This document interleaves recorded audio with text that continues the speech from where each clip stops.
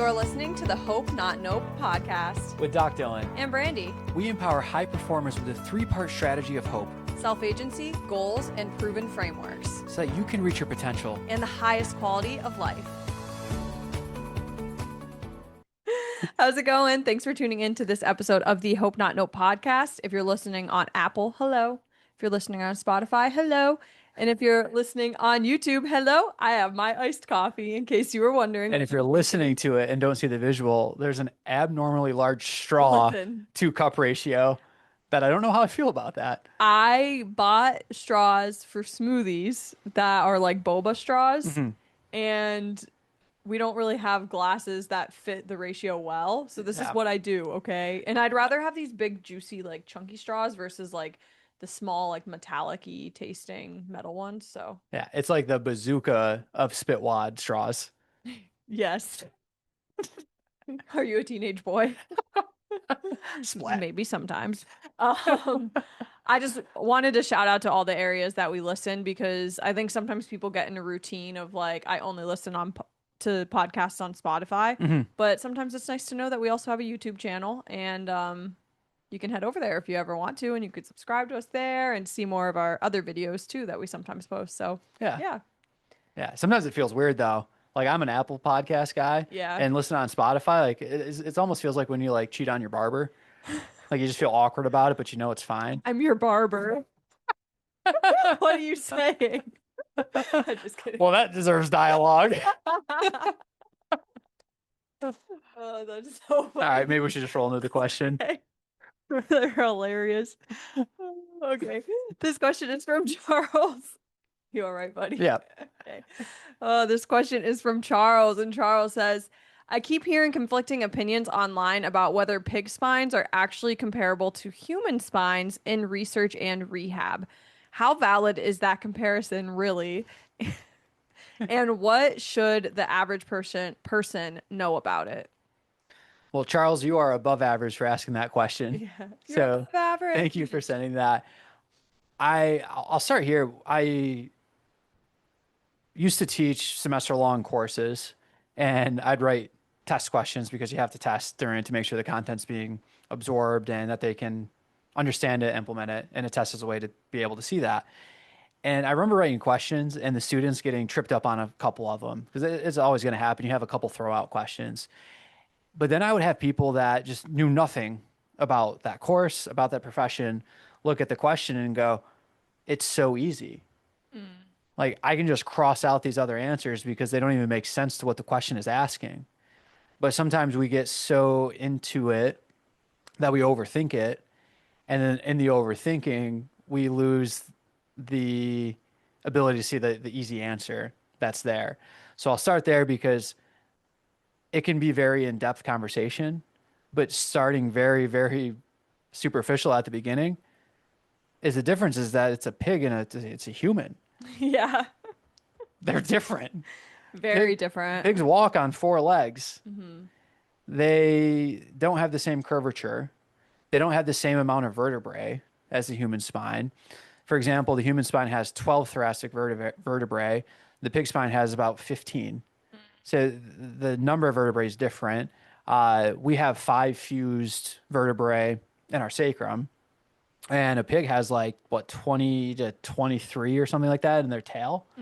And so, like, well, we used to have a tail, maybe, but like, we don't have that type of tail. Yeah. We're upright. We have curvature in our spine. We have a cervical lumbar lordosis and a thoracic kyphosis that helps us to stay upright against gravity, in which a pig doesn't have to worry about because they're on all four. Right. So we're fighting gravity. It's not that the pig spine isn't fighting gravity. They're fighting it horizontally. We're fighting it vertically. So overall, the pig spine and the human spine are different. They're different, but they're similar enough that early days in research and still in schools and surgical areas, the ligaments are somewhat similar. It's similar enough that they're able to practice surgeries on them before they get to a human spine. Okay. Then we start moving forward into this huge debate that's happening right now, I think, in the fitness space, strength conditioning space, but more so I just say in fitness and in health of, well, I'm hearing conflicting things of a pig spine that if I flex my back or round my back over and over and over again, my discs are doomed. I will suffer a disc herniation, and there's nothing that can be done about that. And then the human spine research is saying, hey, what applied to a pig spine?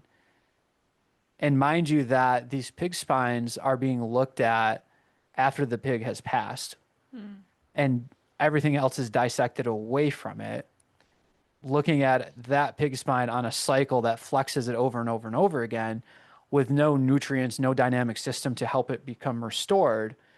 Yeah, the findings from that are not going to be transferable to a living human living human pig spine, a living pig spine, which then makes it even less transferable to a living human spine. So there's a gap in what was researched and then where we're at currently. Why would you study a pig that's dead when you could just study a human that's dead? That's a good question, and I like the full history of when human cadavers started happening or more being donated into science. Okay. Um, I don't know the full history of that, but I think I would imagine that the pig spine was a little bit more accessible just due to IRB, people wanting to donate their body. If it's a student that's their first time practicing, they may want to save the human spine for something more advanced Gotcha. Okay. versus like their first time doing a cervical fusion in a lab setting, right? Of like, hey, get reps in, and now let's move up to the more complex thing that you're going to be doing on. So that would be my guess Okay. on that. I don't know the full timeline of that, so I'll say that would be my guess. Okay. It's kind of like with tattoo artists, like you don't start on a human, you start on like an orange peel or something. I could be wrong making Well, that and you've seen the something tattoos like when that. people started on a human. Yeah, right. Well, anyways. But there's the starting point. There's also the traditionally that right. It's kind of funny when you look back at the timeline because there's a certain timeline that like no humans just experimented on humans, Yeah, and like there was a time that like you had a headache and someone drilled a hole in your skull, right. Yeah. and that was what was done. Then it kind of advanced where there's hey let's do research on animals, and some people are okay with that, other people do not like that whatsoever, but they would start there and see okay, it was safe on the animal. Now do we carry it out to humans? And again, it gets different when it's more of a non-living Yeah, yeah. type of spine. So tricky conversation with, Yeah. with that part. But they, look at the peg and they start. So the debate really comes from Dr. Stu McGill's research. And I think where people get confused is that he did not just research pig spines. He's been in the field for years. He's contributed so much research to the field for years. He's contributed textbooks to the field for years. He has changed the game in so many positive ways. So when we have this conversation, we have to give credit to where credit is due. And we also need to understand the timeline of when he was doing this research and what he had access to. His research may have started with pig spines, but then it moved to human spines. And then we have to look at, as it advanced further, what was the population that he was working with and where is some of this advice coming from of don't deadlift after the age of 40, don't deadlift after the age of 50. Right. Well, Stu works with some of Dr. McGill. He works with some of the most elite athletes, the world's strongest men, women, elite level rowers that are taking their bodies to the extremes. And yes, trying to deadlift 1,000 pounds for your whole life, probably not going to be good if your goal is longevity. Minimizing that to say, hey, I can work on hip hinging and I can get strong, but I don't need to constantly load at 95% of a one rep max or 100% of my one rep max or have the stressors of being that elite. Yeah, the recommendation changes a little bit. You can get a really strong back doing different types of hip hinges or different types of back exercises that you don't necessarily need to deadlift for. Right. And I think somewhere along the line, obviously, the more you dress up a headline, the more people are going to go to it. The more clickbaity or rage baity you make it, the more it's going to happen. So this whole debate's just kind of been snowballed into this big thing of, Stu McGill is never saying, hey, don't ever flex your back or don't hip hinge. Your deadlifts are always bad. It's just, it depends. It depends on the individual. It depends on what level they're at. It depends on the previous history. There's a lot of factors that go into it. But back to the question. So what do we take from the pig spine to the human spine? Well, it's where we started, but it's not where we're at. Yeah. And I think that's what we take from it, because when we look at the human spine, and in 2005, this study came out, and it was upright weight bearing, a dynamic kinetic MRI, something else in the title. 2005, it was published. The authors, Jenkins et al., they looked at, let's take a living human being and let's have them do a dynamic MRI, which meant let's have them move their spine while we're doing MRIs and see what happens to the vertebral bodies, what happens to the vertebral disc, and let's analyze that and see. And what it ended up showing, really, to me, was a game changer, because it showed that at some levels of the lower back, the lumbar spine, that when they actually flexed forward, that disc moved the opposite way of what the cadaver pig spine or what the cadaver human spine showed. Wow. Fascinating. So for years, careful rounding your back when you lift. You're going to ruin your disc if you do that. Well, now we have some evidence showing that when people actually rounded their back, that the disc moved in the opposite direction of a herniation. That gets back to, if anyone's familiar with McKenzie base extension exercises, Robin McKenzie never said, if someone has a disc herniation, you always do spinal extension. He said, figure out what direction they move in that makes symptoms improve, find out the direction that makes symptoms worse, focus on the direction that makes them feel better. Once they feel better, then start exposing them to the other movements. But somehow this got extrapolated to, if you have low back pain with nerve symptoms, you immediately do spine extension, which stemmed from the beginning of the pig spine research to then the cadaver human spine. But again, 2005, like in research, It's over 20 years ago. right? In research, it's not that long ago. Yeah. But when we look at, like, yeah, we're in 2026. This has now been out there Yeah. for 20 years, but we're still talking about cadaver pig spines. It's like, understand where we were at and understand where we are now. Yeah. And let's focus on respecting the history, understanding the context of where those recommendations were coming from at the time with the resources that were available to now where we're at.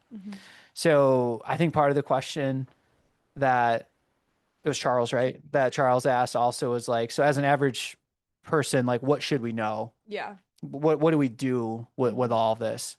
One, don't be afraid of movement. Two, load your spines in various ways, knowing that progressive overload is the key. If you haven't deadlifted in 15 years and you go, let's go for 315. Yeah, probably going to injure your back. Yeah. Right? Start with an appropriate load that you can lift and be disciplined to build yourself up to it. If you've constantly moved in one direction because you're afraid of that other direction, work with a physical therapist, work with a movement specialist, a knowledgeable strength coach, trainer, and start moving in those other directions. Your back is going to be very, very happy that you're doing so. So I think that's what we need to know, and that it's not always this one size fits all. Your back hurts, do spinal extension. Like, the disc behave differently than what these models in a cadaver have shown us.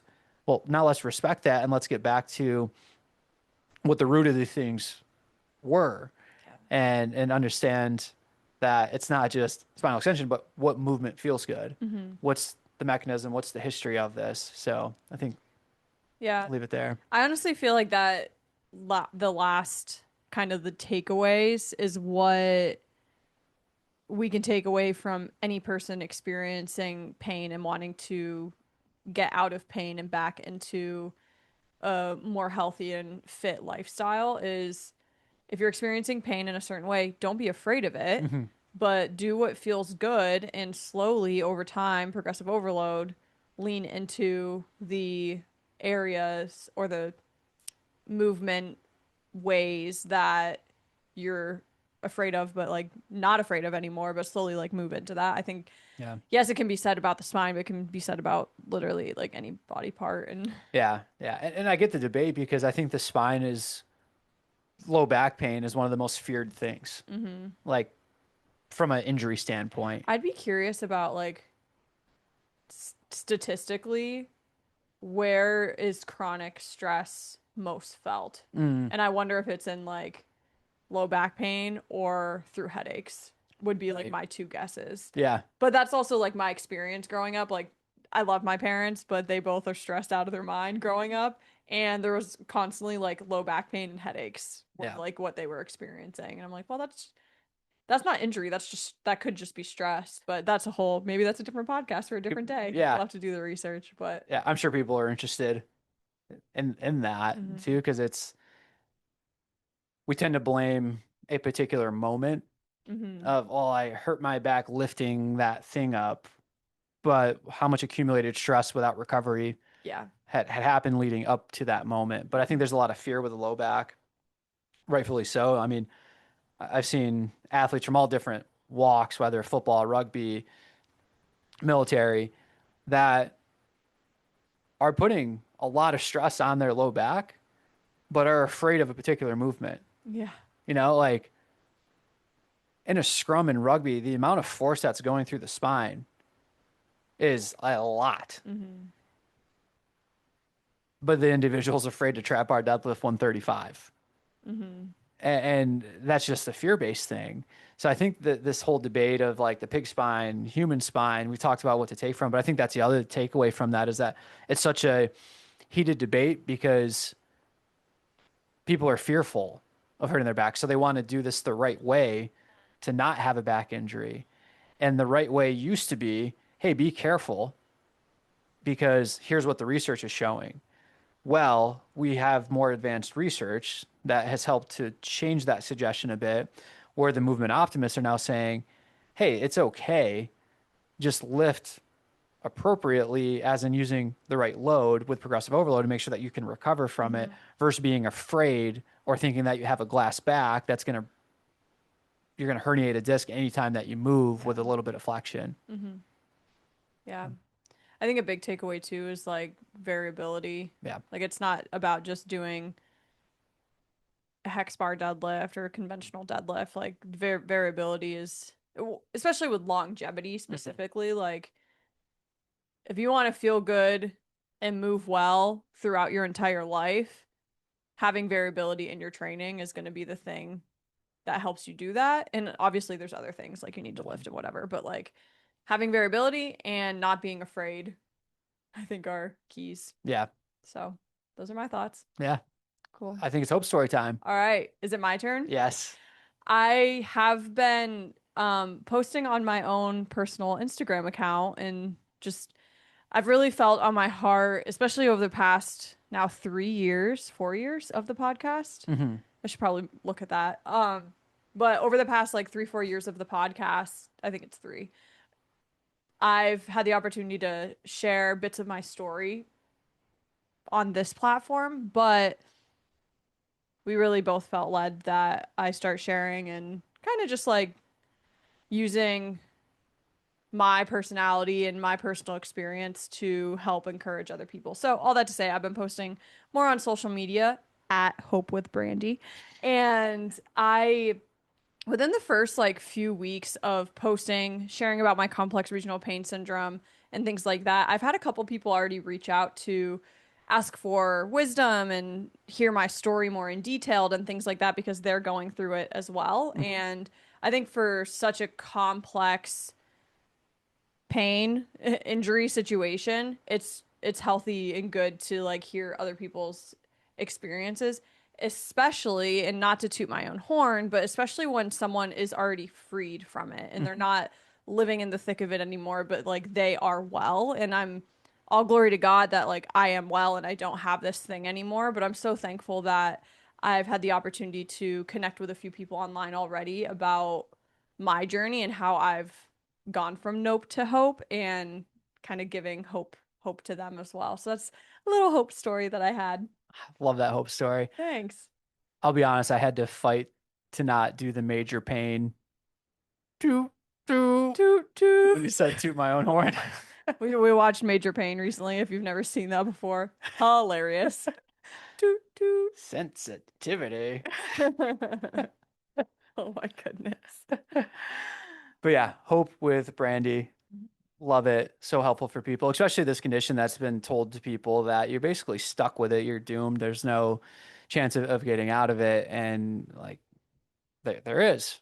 Hi. There is. And hope leads the way. Yeah. So I Mhm. think it's good to not just beat the odds, but then to share that to other people, allowing them to know that, hey, this can happen. Yeah, I always felt like, even I've shared this before, but even when I was in elementary school, I always felt like whatever my life was happening, and the journey, for lack of a better word, like the journey that God had me on throughout my life, would be something that I'd get to share with people. Mhm.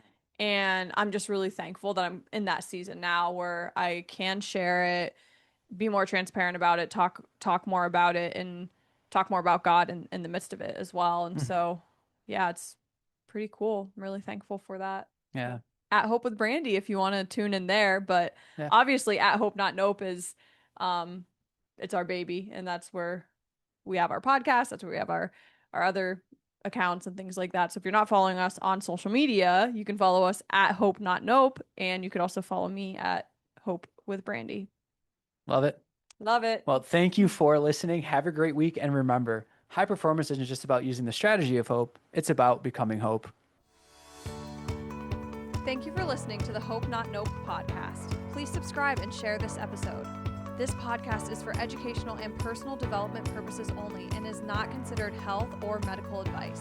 For personalized support, connect with a Hope Coach at hopenotnope.org.